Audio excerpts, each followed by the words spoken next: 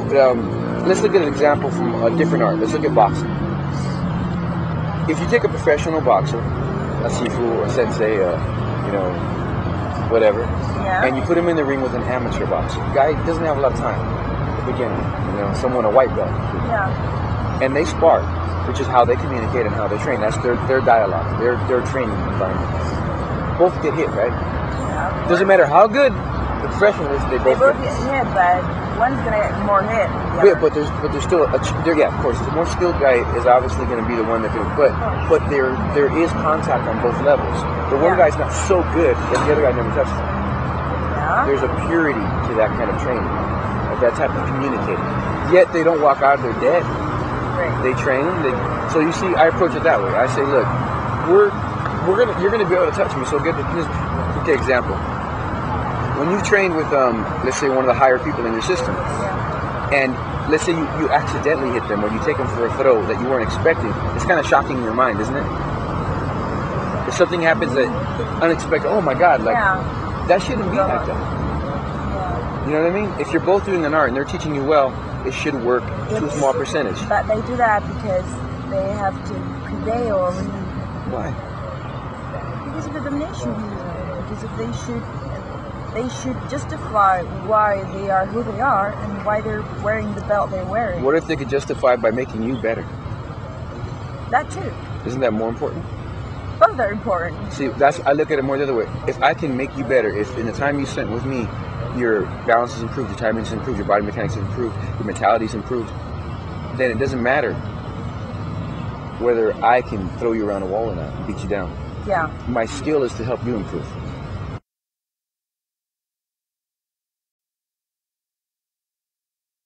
Time does it take you to get results back in LA?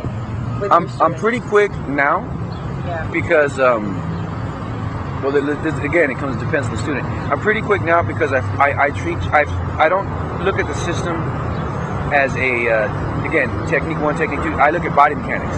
My whole thing is I study the human body. I watch how people move. And the term I said, we say body mechanics can't lie. I can bullshit you all day long.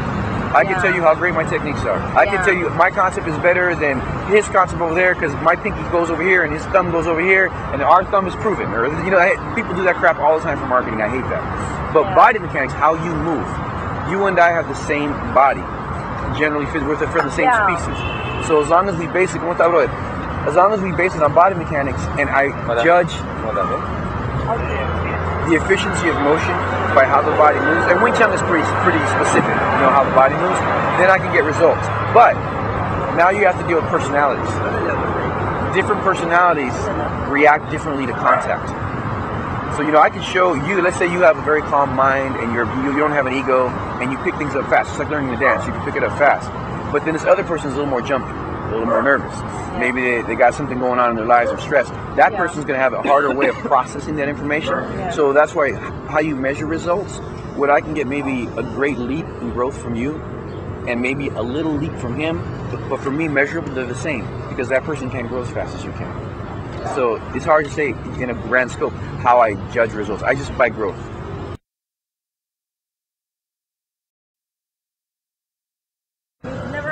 You've never had a situation where a guy just was walking down the street and they saw the sign and said, oh, I want to see There's no sign. Back. I don't do that. There's no sign. I have no open school. Ah, that's right. You teach PA. That's it. I don't do it for money, which is why I enjoy it. I pick the people I train. I have to feel something from them. I have to feel like I can change or add to their life in some way. It's weird. I have to be connected to them. There has to be something. Or else, you obviously you do martial arts. And there's people that you train. There's people that you train. I do my homework too. There's people. You did your homework. Oh, okay. But there's people that you work with that feed you back, and you feel so excited when you show them something. And there's people that you work with that are kind of emotional vampires. And they drain you. Like so early on I started training a lot of people, especially supporting my previous teacher and all that. I was in the school like a coach for many years, and I started to realize that some people, you give, some people don't give back. They're not reciprocal. And I realized it affects you. you know, it empties you out. Of course. So I started to say, well, I started to choose people that I felt like there was something between us. When I saw their face, I'd enjoy it. Even if I was up all night doing whatever I do, and I get up in the morning and go train them, and I don't want to train, I don't feel like working out that day. But as soon as you see them, you know, it's like, oh, okay, let's get to work.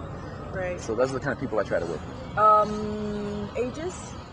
The youngest that I teach, and I don't know, actually, they're not my students, they're my friends. You have a different way of. It's my philosophy, yeah. It's just, I've been around the whole hierarchy thing, and it's not for me. I would say early 20s. The oldest is 72.